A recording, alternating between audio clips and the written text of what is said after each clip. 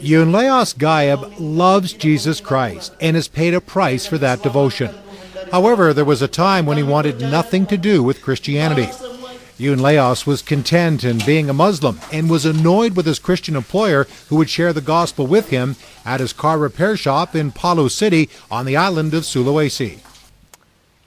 When my boss kept telling me about Jesus, I got more angry because in the Quran, the Islam way, Jesus is only a prophet, not the Lord, not God. In anger, I said to him, if Jesus is the Lord, call him to me so I could see him. Later that year in 1999, on the last day of Ramadan, a Muslim holiday, Yunleos went from the mosque back to the workshop to repair a van.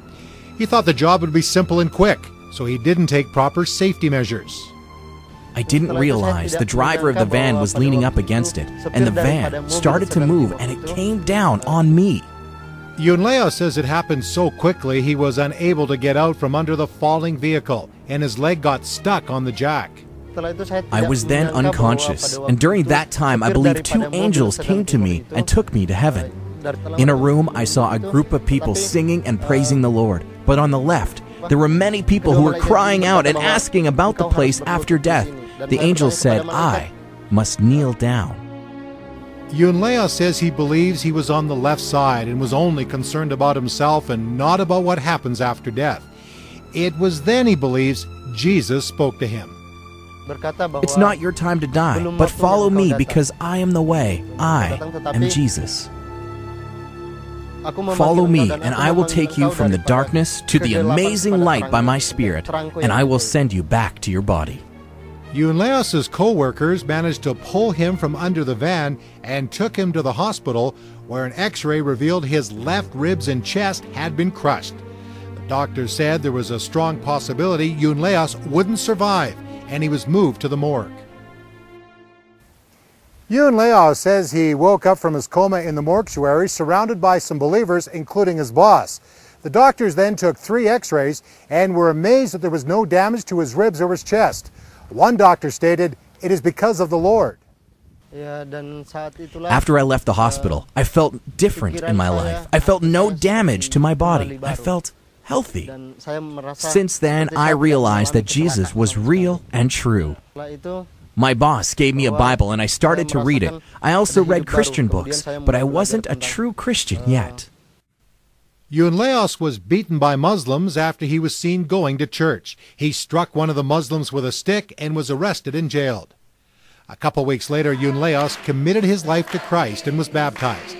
He then began openly discussing his new faith with Muslims, which led to him being labeled as an apostate and making him a target for violence.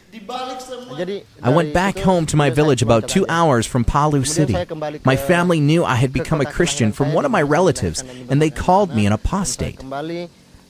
Some of the people in my village, the Muslims, said I was an apostate and deceiver and said I must die.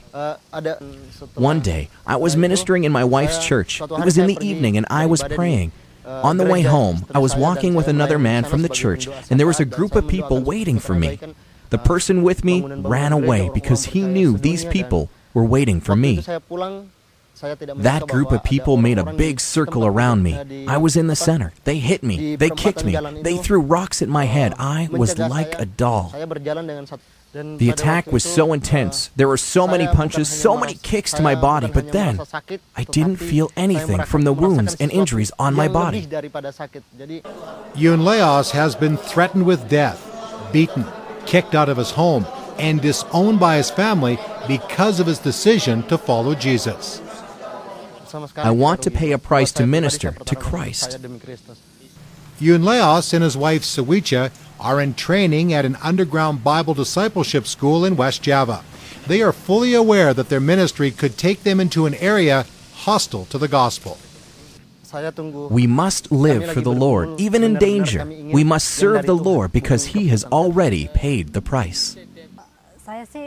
I made a commitment when I became a Christian, so it's not a big deal for me to go anywhere, even if it's a dangerous place or a dangerous area.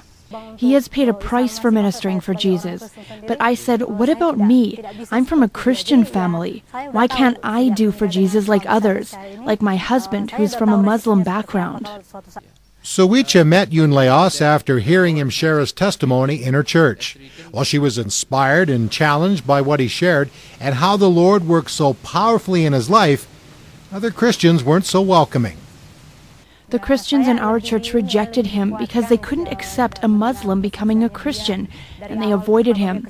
But I was strengthened by Yunleos' testimony. This young couple have counted the cost and are prepared to go wherever the Lord directs them, regardless of what dangers may lie ahead.